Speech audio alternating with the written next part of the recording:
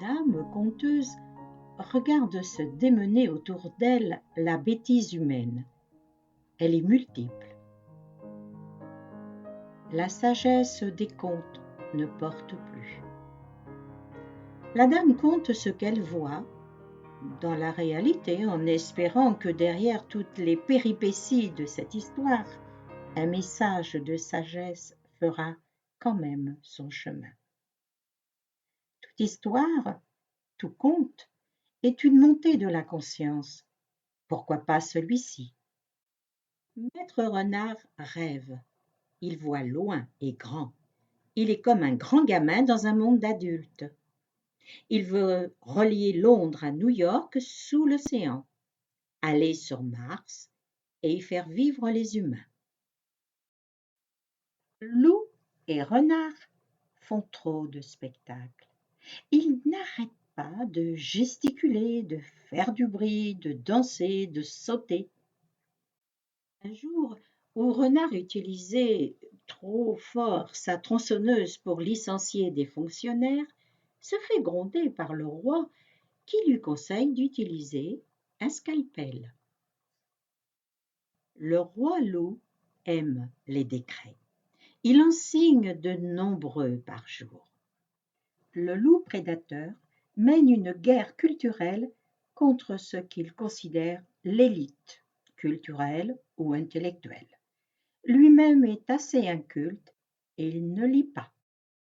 Entouré d'écoliers, il met en scène la signature du décret pour supprimer le ministère de l'Éducation. Le gouvernement du loup est incompétent, dont certains membres sont complotistes. La hyène et le loup attaquent frontalement les universités. Peur des représailles et silence s'abattent sur elles. L'ignorant est porté au nu et le savant est moqué, rejeté, emprisonné. Le bouffon loup est entouré de fous. Le loup prend le contrôle des musées pour restaurer sa vérité qu'il pense sur l'histoire américaine. L'écologie, le climat, foutaise pour le loup et l'ours brun. La terre appartient à celui qui sait la conquérir. Et le loup d'éliminer toute science écologique de son pays. Le loup, rejetant tous les travailleurs émigrés, dans certains États, on envisage de les remplacer par des adolescents. Qui mène le jeu entre le loup mafieux et l'ours prédateur? Ce dernier est toujours en guerre contre le bison d'Europe. Le loup s'impatiente, il voulait une paix en quelques jours. Cela fait maintenant quelques mois. L'ours brun sait faire attendre le loup. Nos deux compères veulent manger le monde, mais l'un et l'autre ne veulent-ils pas les parties nobles en laissant à l'autre, bien sûr, les abats? L'ours de Russie est un empoisonneur, un tueur, un enleveur d'enfants. Ne jamais le croire est le credo de ses survivants. En fait, l'ours semble attendre que le loup se casse la figure, l'un et l'autre vivant dans la vengeance par la force. L'ours recrute ses soldats à l'étranger. Il n'aime pas les chevaux d'Europe, mais il se fait aider dans sa guerre par un cheval mythique de la Corée du Nord. On signe ou on ne signe pas? Qui veut vraiment la paix et à quel prix? Un soir où le loup avait certainement trop bu, décide de mettre 200% de tarifs douaniers sur les vins et champagnes d'Europe.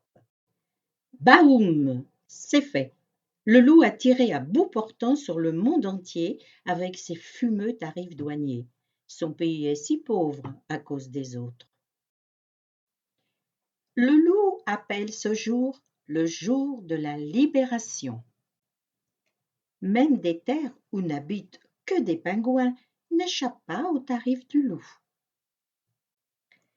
Les bourses américaines dévissent, mais ce n'est pas grave, le loup il joue au golf. Une partie de son peuple commence sérieusement à en avoir marre, assez, et il le manifeste. Quant aux riches, aux ultra-riches de son pays, ça va mal, très mal pour eux. Ils boivent la tasse en perdant beaucoup en bourse. Il faut dire que le loup s'est fait conseiller par un corbeau dit économiste qui ne voit que par les tarifs protectionnistes et déteste le tigre chinois. Le renard, lui, regrette ces tarifs qui nuisent à ses affaires. D'ailleurs, il disparaît un peu de la fable. Et voilà, le loup mafieux rejoue au yo-yo et il est obligé de retourner en arrière. Il ne pénalise alors que la Chine. Le loup, quand ça va mal pour lui, sait faire diversion en signant des décrets sans trop d'importance, comme par exemple la pression de l'eau dans son pays qui ne lui convient pas. Le tigre chinois, devant les tarifs exorbitants du loup, se rebiffe et il applique la loi œil pour œil, dent pour dent. Commence alors un duel façon Far West ou encore guerre chinoise. Hélas, pas de poisson d'avril pour avaler cette fable. Elle continue. Bientôt dans une saison 3. Mais qui donc enfin dira au loup qu'il est un roi nu?